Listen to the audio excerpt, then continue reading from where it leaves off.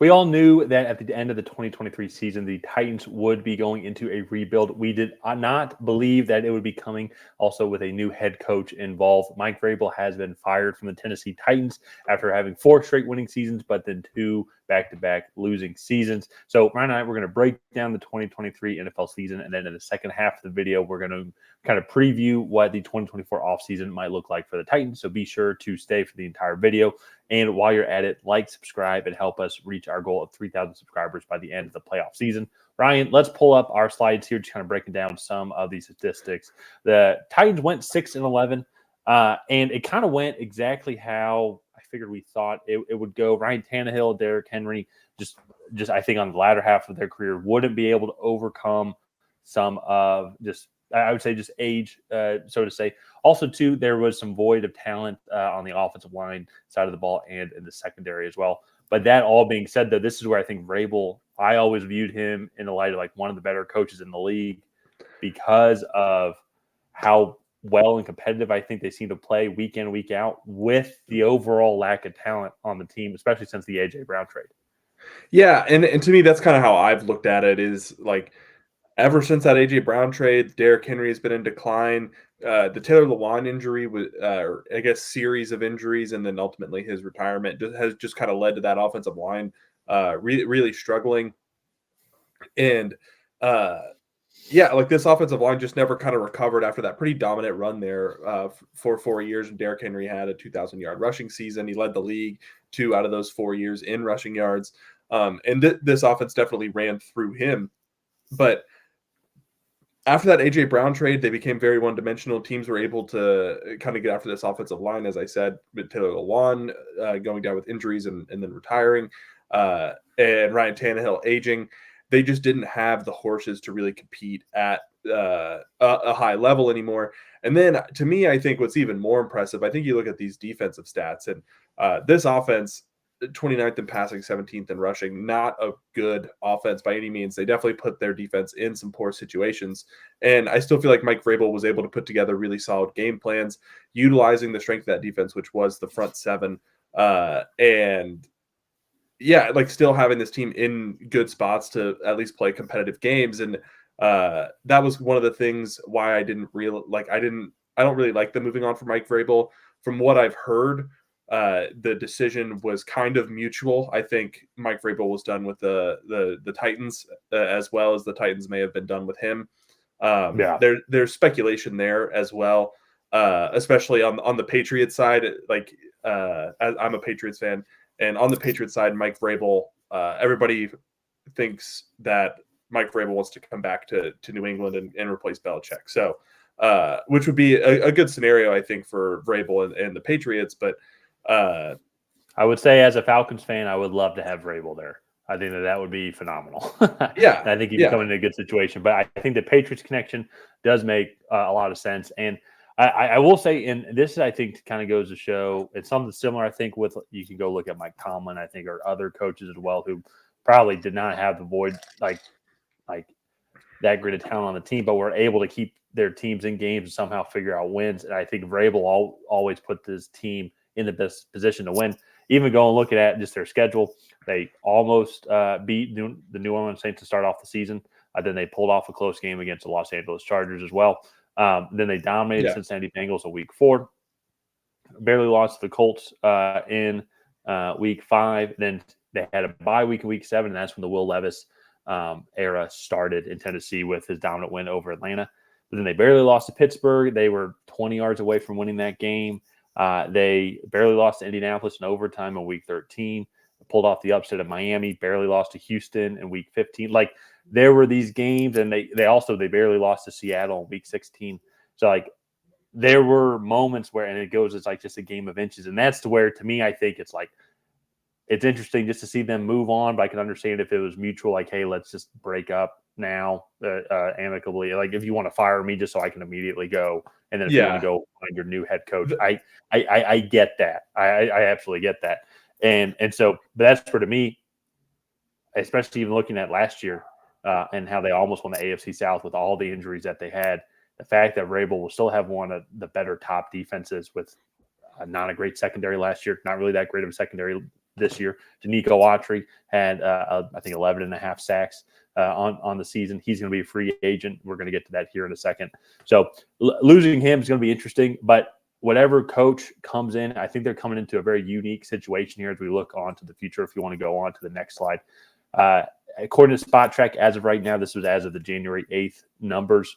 They're sitting at about 79.2 million. That number will probably fluctuate just a little bit from if you're watching this tomorrow, which is going to be the 9th or the 10th, or a week or 2 weeks from now, just depending on when the estimated cap space might be. But main guys are going to be hitting the free agency, Ryan Tannehill, Derrick Henry. I think those two guys have played their last snaps in Nashville. I'm glad to see that they were able to get a win. But a guy like Nico Autry, I know he's getting up there in age, but dude's still one of the best defensive tackles in the league, and he was a constant beast. Azeez Al-Shaair, Sean Bunting, I think, are some other key pieces to this defense. I think, and you've talked about this, like in your mind, they probably don't have to re-sign Sean Bunting. They could probably just go and find a younger secondary, and probably get the same performance out of him.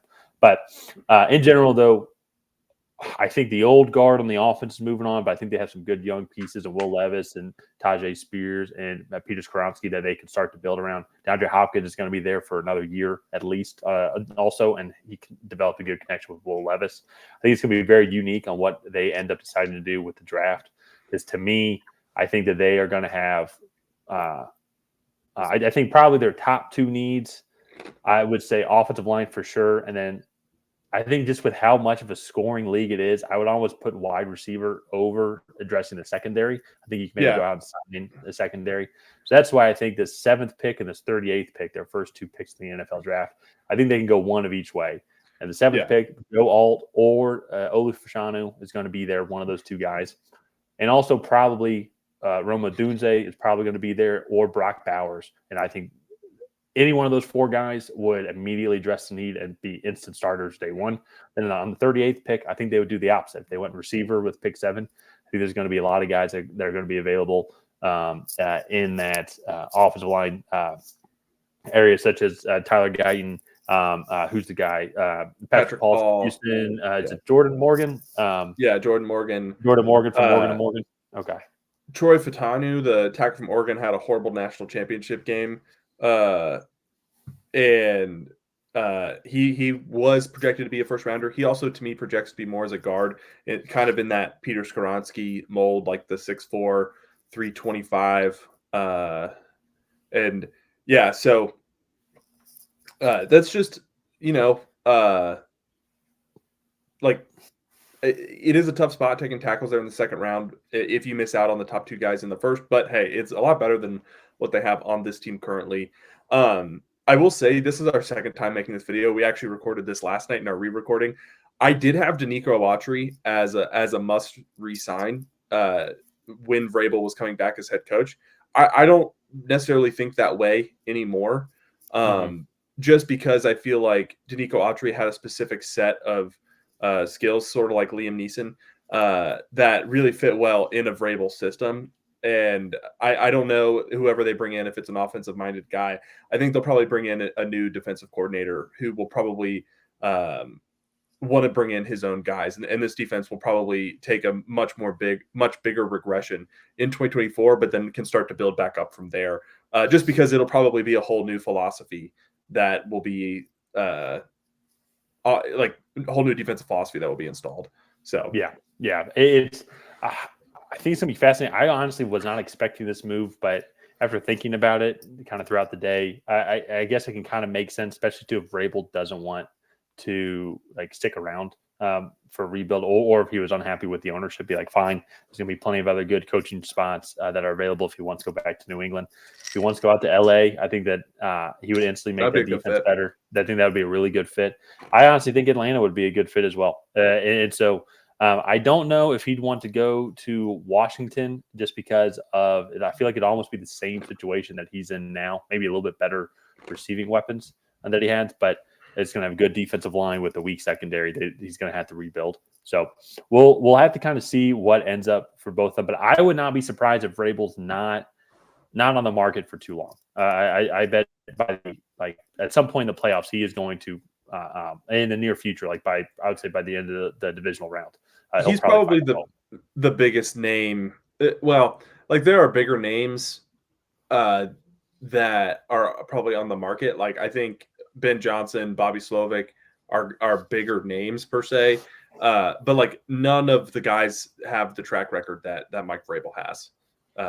No, well, and it's one of the interesting things too. This would be kind of my last thought, and I was listening to Arthur Blank and Rich McKay talk about the firing of Arthur Smith and what the next steps are. And a lot of the questions were around the fact they hadn't hired a coach with NFL head coaching experience before, and then the next day Mike Vrabel gets fired, and I'm looking at it, it's like that guy has a proven track record of success.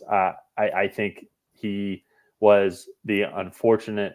On the unfortunate end of one of the worst draft day trades I think that we'll ever see, that losing AJ Brown, which absolutely decimated the offense. And even still, with that team there without AJ Brown, and then with Treylon Burks, who only played maybe half the season that year, they went into Week 18 like if you win, you're going to the playoffs. You win the AFC South, and they had Josh Dobbs at quarterback. They had to try and somehow manage Malik Willis throughout the second half of the year with Ryan Tannehill going down. And that was all in 2022. I think then they had I'd have to go back and double check, but I think they had 80 different injuries or 80 different players they had 80 different roster players, which I think was one of the most in like NFL history or something like that. I had to go back and double check, but they had so many injuries, so much turnover, and yet still somehow they were able to manage to make Week 18 an important game. And this year, I think also, I just think they were just overall just void of talent, and the fact that they were in so many games and they were just on the short end of a couple of overtime losses on the second half of the season, a couple of tough losses early on in the season. Then Ryan Tannehill got hurt, which actually might have been the best thing because then you could have gotten to see Will Levis. So it was just interesting. And I think the Titans are going to go in the right direction if they get the right head coach. I think Will Levis is going to be a solid quarterback in the NFL. I think they're going to go get a great receiver and a great offensive lineman with one of their first two picks, within their first two picks. And I think Mike Vrabel is going to end up in an organization where I think he could potentially take them to a Super Bowl next year. And so, unless if it's the Patriots, they're not good. Yeah. I do think the Titans organization, I'm very curious to see what they do in this post-Vrabel era. I don't necessarily agree with the move to get rid of him, but I do think with Will Levis showing some things, I think they probably want to get an offensive-minded head coach in there, especially since they're starting to turn over a new leaf with Derrick Henry.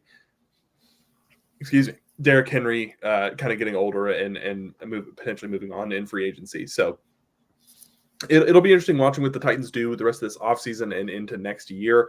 Let's go ahead and wrap up this video here. If you guys have not already, please go ahead and like and subscribe. Leave a comment down below on what you think of the Tennessee Titans 2023 season. Do you like Will Levis? Do you think they need to draft quarterback at 7 overall and keep moving up around each year? Let us know down below. And on that, we will see you guys next time.